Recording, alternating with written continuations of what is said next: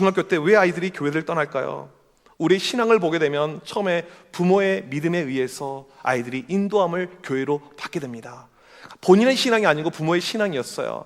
부모님이 이야기합니다. 교회 다녀야 돼, 예배 잘 드려야 돼. 그러다가 아이들이 중학교 정도 되게 되면 부모와 티격하게 됩니다. 나 교회 안 갈래, 이렇게 이야기를 해요. 갈등이 생기게 되죠. 이것을 조금 학문적으로 접근해 보게 되면, 이 피아제의 인지발달 이론을 보게 되면 아이들이 초등학교 고학년, 이 중학교 때가 형식적 조작기라고 합니다. 무슨 말이냐면 추상적인 사고, 연역적인 사고가 가능해지는 나이라고 이야기합니다. 쉽게 말하면 이제 아이들이 머리가 커서 스스로 판단하고 스스로 결정을 한다는 거예요. 이 뇌발달로 보게 되면 이 사춘기 때 우리 아이들이 전두엽이 발달하게 됩니다. 이 이마 부분이에요. 이 전두엽이 무엇이냐면 모든 종합적인 사고, 종합적인 판단, 내가 스스로 결정할 수 있는 사고가 생긴다는 것입니다. 우리는 사춘기 하게 되면 이 아이들이 그냥 갈등을 일으키고 문제를 일으킨다라고 생각하는데 그런 의미가 아니고 사춘기는 아이들이 컸다라는 거예요. 부모들이 생각하지 못하는 만큼 아이들이 이미 성장을 한 거예요. 큰 것입니다.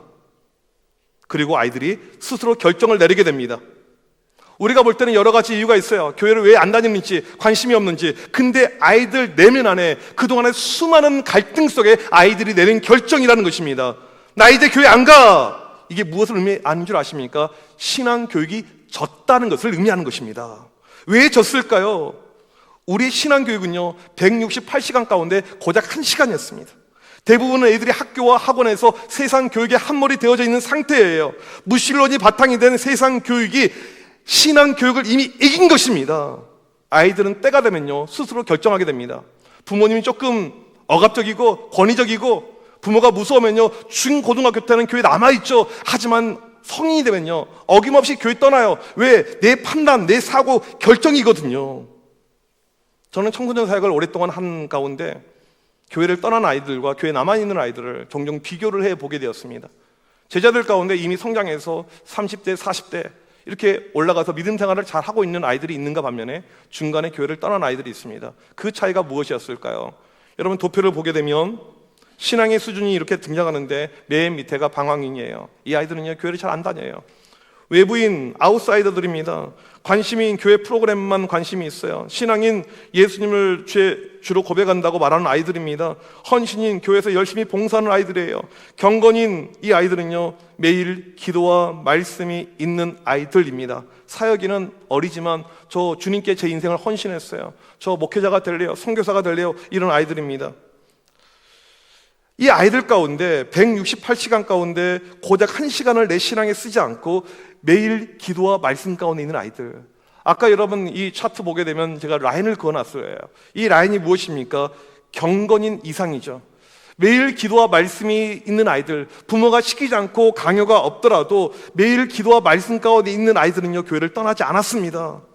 신앙 교육이 우리 아이들의 삶을 압도적으로 지배해야지만이 이 아이들이 믿음 가운데 서 있는 것이에요. 그러지 않으면 가나안에 있는 백성들처럼 다 떠나게 됩니다. 우리는 너무나도 쉽게 생각하는 경향이 있어요. 사무엘 크리스천 아카데미를 세우고 우리 아이들 신앙 교육을 시키는데 그 이유가 무엇이었냐면 168시간 가운데 주일날 1시간으로 터무니없이 부족하니까요. 아이들 중학교 올라간 다음에 처음에는 잠복기에 있다가 애들이 자기 의견을 표출하는 가운데 결국엔 떠나는 애들이 많이 발생하거든요.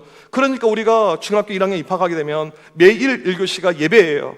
무슨 신학교도 아니고 매일 1교시를 1시간 동안 월, 화, 수, 목, 금 예배를 드립니다. 2교시가 무엇이냐면 성경을 또 필사하고 큐티하는 훈련을 시킵니다. 1, 2교시를 이렇게 하니까요 애들 공부량이 너무 많아요. 처음에는 공부 안 시킨다고 했는데 막상 해보니까 애들이 막 너무너무 힘들어. 근데 그렇게 했었을 때 어떤 차이가 있을까요? 물론 지금 그렇게 한다고 해서 아이들이 한순간에 막 달라지고 애들이 진짜 사무엘이 되어서 막 주의 말씀을 따를지 그렇진 않아요. 시간이 오래 걸리죠. 하지만 확신하는 바가 있습니다. 신앙과 믿음을 가지고 6년 동안 투자한 아이들과 그냥 세상 속에 있는 아이들, 여러분 6년의 그 결과를 보십시오. 판회하게 다른 결과를 우리는 보게 될 것입니다.